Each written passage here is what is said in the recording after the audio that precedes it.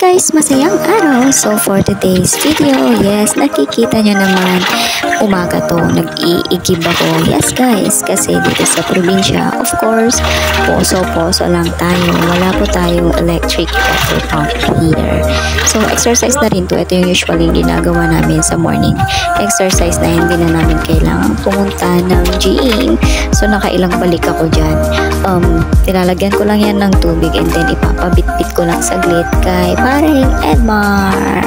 So ayun nga, pinuhat ko na lang din kasi naalala ko may pasok pala siya. Hindi siya pwedeng tumayo sa kinaupuan niya. Ako na lang din nagbuhat kasi guys, naglaba ako ng towels and mga kumot na dadatnan ng mga bisita namin from Maynila. Yes guys, uwi dito sina mama, papa, and family ni Edmar.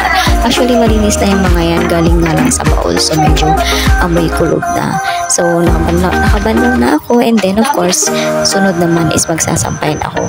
Ang ginawa ko, actually, nag-trinire ko na siya para at least an hour na painit or paaraw. Tuyong-tuyo na siya, guys. Kasi, guys, sobrang tagtuyot dito. Napaka-El Nino at tirik na tirik ang araw dito sa probinsya. So, kahit hindi mo siya i-dryer, matutuyo siya in a few hours lang. Pero dryer ko na siya kasi sa Thursday na yung dating nila mama at papa, and today is Tuesday, para matupi ko na rin siya, para ready na lahat.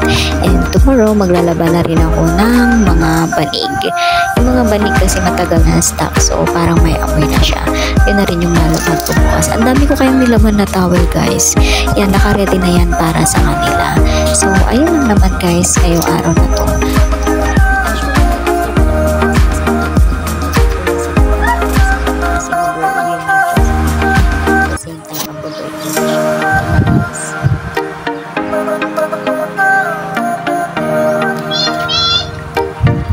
Saktong nakasampay ako. Yan. Dumating sina papa. Galing bukid. Kasama yung mga kids. Mga libores niya. Ayan o.